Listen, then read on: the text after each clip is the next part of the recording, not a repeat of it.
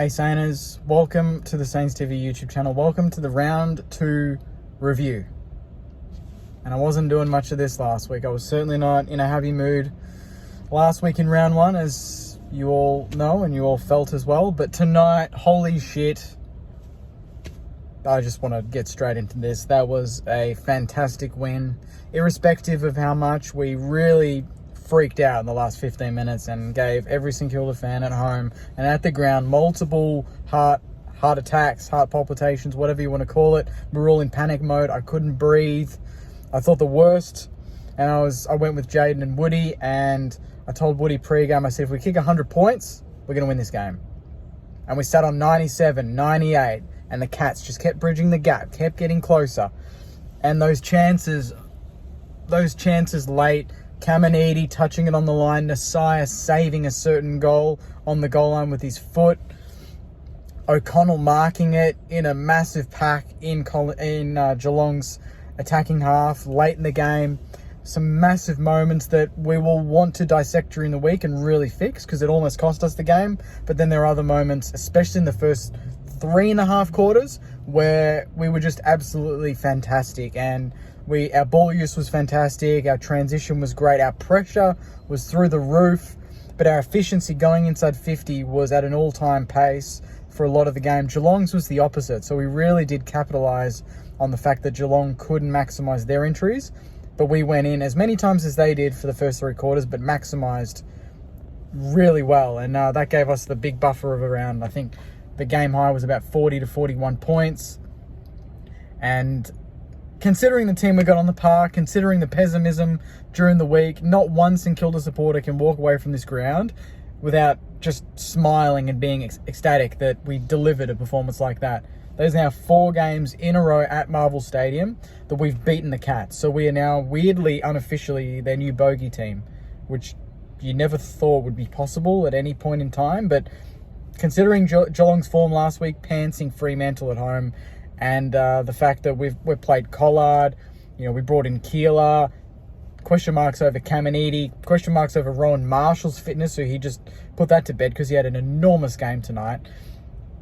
There was just so much that could make us worry about this game, but the way we started was as ruthless and as exciting as I've seen, especially the fact that we carried it through to the second quarter. It wasn't just a blitz that, that was the game, and then Geelong just bridged the gap and took over. We really did maintain that for a good 3 quarters. It wasn't inconsistent. If anything, Geelong really did lift late, and it looked like their experience was shining and our inexperience was shining. We looked really panicky, but I really want to focus on what got us that 40-point lead, and it was just hard work. It was just Zach Jones chasing, Zach Jones having a huge half, Jack McRae hitting every single target on his left foot, on his right foot, Hunter Clark doing some really nice things, Rowan Marshall's tap work, even Keeler's tap work looked pretty good at times. It took him a while to get his first disposal, which funnily enough was his first kick and first goal in his career, which was so nice to see.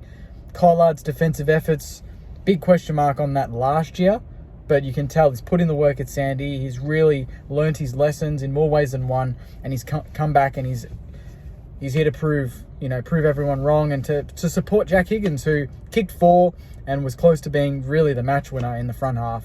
Mitch Owens worked his ass off. Set shot needs major work, but he broke even in so many contests. Handballed a couple off to Higo, so he had a couple of score assists. The back half was very gallant late in the game. Undersized generally. They had, I think, Neil and obviously Jeremy Cameron, but Jeremy Cameron was, we were that dominant for the first 2.5 quarters. He was behind the ball. Like, when Jeremy Cameron, one of the prime forwards in the competition, is behind the ball early in the game, you're on top. And it was just running. It was, just in a nutshell, look at the goal where Zach Jones switches it. McRae hits Wilson, handballs it, and then Jack Sinclair snaps it on his left foot from 40, and we go up by about 5 goals. Like, that's party time shit we were doing in the second quarter. And I said it during the week, let's just go back to the basics and let's have fun. Take the game on and have fun. And that is exactly what this team did. They went back to the basics. They enjoyed playing in front of their home fans. Clearly, we just work well at Marvel. We've really, our form at Marvel back into last year, and then you continue the first game this year, has been phenomenal. And we play Richmond next week, and it's crazy to think that we could be 2-1 and going into the Giants game, gather round with a little bit of confidence, considering what we were all thinking last week and just the general perception of the club and where the kids are going and where's the next win going to come. It came tonight, and it doesn't take much. It doesn't take much. And to me, it just justifies, just why sometimes we're so frustrated is because we know we have this in our locker. We understand that a lot of these players have potential that hasn't quite been fulfilled yet. And, I mean, the perfect example, the perfect player that embodies that right now is Marcus Windhager. 2 goals or 3 goals, whatever he kicked, he was huge tonight. And he is one of those players that we know he's got more to give. We've seen it before in spurts. I think this was as good, if not better, than his game against Collingwood round 2 last year. I think that was one of his career best games.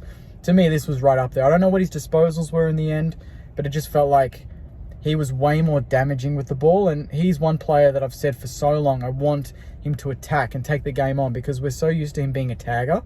And I suppose Bailey Smith being the main out for Geelong, a late out really, in the last 24 hours, that was going to be his job probably, to man Bailey Smith.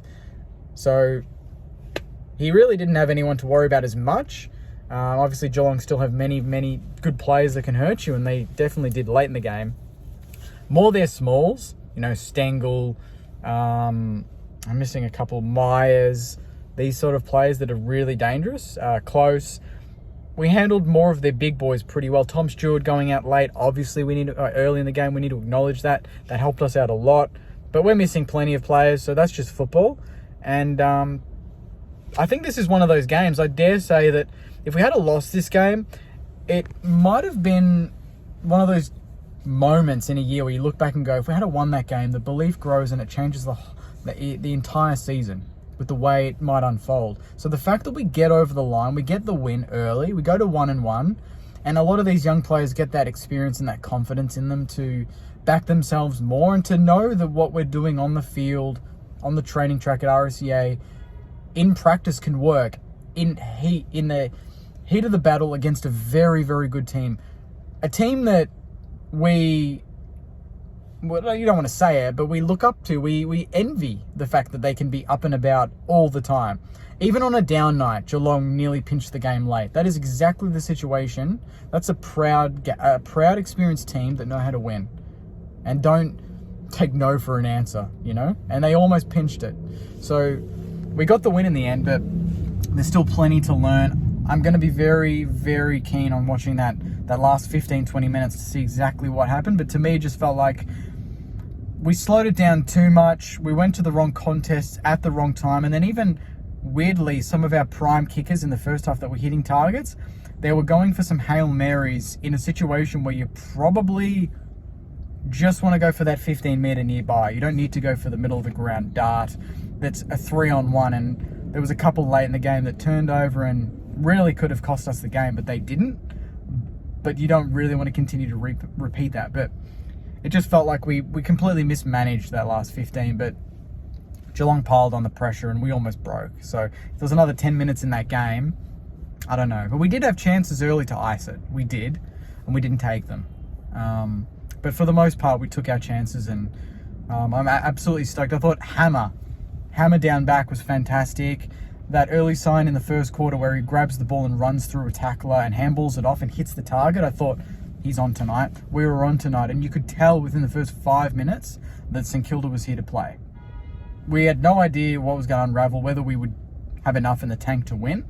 But when we're up and about like that, that is exciting. And that's exactly the type of football we were playing in the back half of last year. So to know that we've still got that, it hasn't completely changed, we haven't lost that, is really exciting. So my man of the match, Jack Macrae. Jack Higgins was huge. Jack Steele did his job. I loved the mix in the midfield. We dominated them in clearances really early in the game. I don't know what the final number was, but it felt like we probably were ahead up until that last 15 minutes when they got hold of us.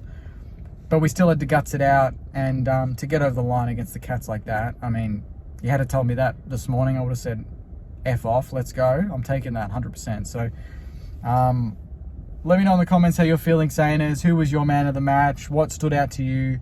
I'm interested about your observations, even if you watched it at home, what exactly shifted in that last 15 minutes. But I don't want to focus on that too much, because when you're in a building phase like us at the moment, you can interpret that in any way that you want. To get these wins like that is so important. So important. You look at other clubs, they drop games they should win, and you talk about pride, you talk about just playing for the jumper, irrespective of the result. Well, we did all of the above tonight, and I'm absolutely stoked for it. So I'll wrap it up there, Saners. Thank you very much. Please subscribe if you haven't already. There'll be plenty of content during the week. Woody's dissection on it's going to be really interesting. And obviously 5 things we learned will drop tomorrow. So enjoy the rest of your Saturday night.